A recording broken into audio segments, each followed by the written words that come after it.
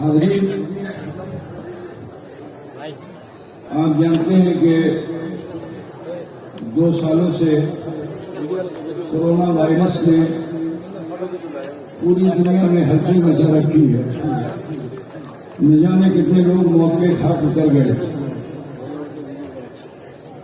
لیکن ایسے پرآشو ماحول میں بھی آپ کا یہ مخدوم اشرف مشن علم کے فروغ دینے میں کہیں کوتاہ نظر نہیں آیا۔ بحمدِ تعالیٰ ان 2 سالوں میں ہمارے اس ادارے کے مدرسین نے بڑی محنت و مشقت سے ان بچوں کو کہ جو مدرسے میں آ نہیں سکتے تھے ان کے گھر پر آن لائن تعلیم دی، اور میں مبارکباد دیتا ہوں ان کے گارجینس کو، کیونکہ گھر میں پڑھنا محال ہوتا ہے۔ ان کے گارجینس کو میں مبارکباد دیتا ہوں کہ جنہوں نے اپنی تمام مصروفیات کو چھوڑ کر اپنے بچے کی تعلیم کی طرف انہوں نے توجہ دی، اور یہ توجہ اس بنیاد پہ ہوئی کیونکہ ہمارے اساتذہ نے ان سے ریکویسٹ کیا کہ اگر آپ چاہتے ہیں کہ آپ کا بچہ حافظ قرآن بنے، عالم نبیل بنے، قاری قرآن بنے، تو آپ کو اپنا وقت نکال کر اپنے بچے کی طرف توجہ دینی ہوگی۔ الحمدللہ ان کے ماں باپ نے، ان کے بھائیوں نے، عزیزوں نے ان بچوں پہ جو ٹین ایج کے ہیں، یہ ٹین ایج بہت ہی خطرناک ہوتی ہے، اسی میں شیطان وسوسے ڈالتا ہے۔ اسی 18 سال یعنی 12 اور 13 14 15 16 17 18 19 یہ 19 سال تک کی جو عمر ہے، اس عمر میں اگر بچوں پر دھیان نہ دیا جائے تو بچے گمراہ ہو جائیں گے، وہ بچے شریر ہو جائیں گے، وہ بچے فسادی ہو جائیں گے۔ لیکن الحمدللہ میں سب سے زیادہ تو مبارکباد دیتا ہوں ان بچوں کے ماں باپ کو، ان کے عزیز و قریب کو، جن کی لگن تھی، ان کی منت تھی کہ میرا بچہ عالم بنے، حافظ بنے، قاری بنے، تو انہوں نے اپنی گوناگوں مصروفیات کو ترک کر کے اپنے بچوں کے اوپر دھیان دیا۔ اور وہ بچے بھی لائق مبارکباد ہیں کہ جو کام کا بالا بنانے کے لیے دلی نہیں گئے، وہ بچے لائق مبارکباد ہیں کہ جنہوں نے روزی کمانے کے لیے مزدوری نہیں کی، اپنی غربت میں کم کھایا لیکن پڑھا زیادہ۔ تو آج اس کا اثر یہ ہے کہ مخدوم اشرف مشن کے اس آنگن میں 1-2 بچے نہیں، الحمدللہ تقریباً 55 بچے جن کے سروں پہ دستار آج لگائی جائے گی۔ یہ ان بچوں کا بھی میں مبارکباد دیتا ہوں کہ جنہوں نے روزی کمانا چھوڑا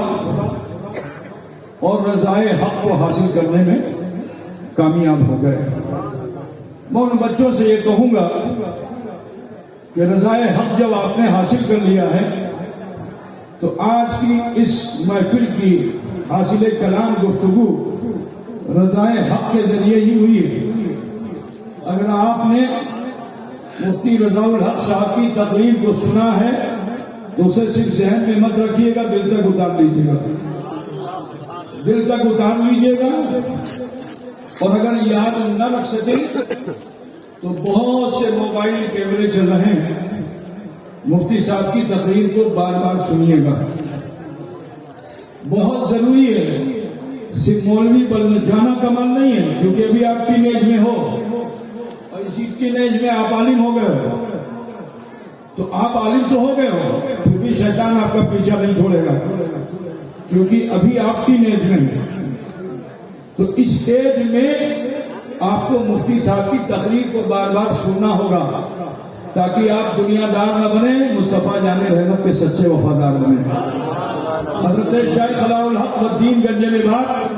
ابن اسد لاہوری پنڈوی رحمت اللہ تعالی علیہ کے قدموں میں رہ کر، ان کی چھتر چھایا میں رہ کر تم نے تعلیم حاصل کی ہے، تربیت حاصل کی ہے۔ تو عزیز بچوں، یہ وہ آستانہ ہے کہ جہاں تم طالب علم کی حیثیت سے آئے ہو، یہاں بڑے بڑے سید علماء فقہا، ایک دو نہیں، ایک ایک وقت میں 700 علماء اپنے فقہی الجھنوں کو لے کر آتے تھے۔ دنیا میں جو مسائل، نئے مسائل قائم ہوتے تھے، کیسے ہم تفقہ فی الدین کریں، تو وہ صرف ہندوستانی نہیں بلکہ عرب و عجم سے لوگ یہاں آتے تھے کہ ہم چل کے حضرت شیخ علاء الحق پنڈوی سے اپنی الجھی ہوئی گتھیوں کو سلجھائیں گے۔ جانتے ہو حضرت شیخ علاء الحق پنڈوی ایسے عارف تھے، اور جو عارف ہوتا ہے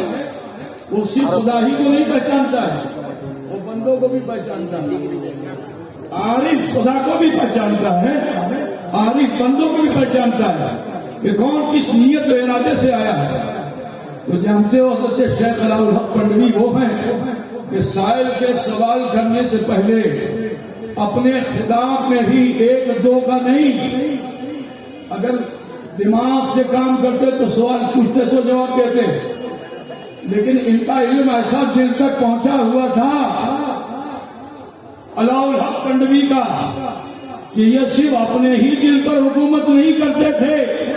بلکہ جو آ جاتا تھا اس کے دلوں کا راز بھی جان لیا کرتے تھے۔ سبحان اللہ، سبحان اللہ۔ اور اپنے خطبے میں ایک دو کا نہیں، 700 علماء کے الجھے ہوئے سوالات کا حل اپنے خطاب میں مرحمت فرما دیا کرتے تھے۔ سبحان اللہ۔ تم بڑے خوش نصیب ہو کہ تم نے چند سال یہاں گزارے ہیں، ان کا فیضان کرم تم پہ جاری و ساری رہے گا انشاءاللہ۔ اس صورت میں کہ جب تم تصور شیخ کرتے رہو گے، بے شک تصور شیخ کرتے رہو گے، تصور مرشد کرتے رہو گے،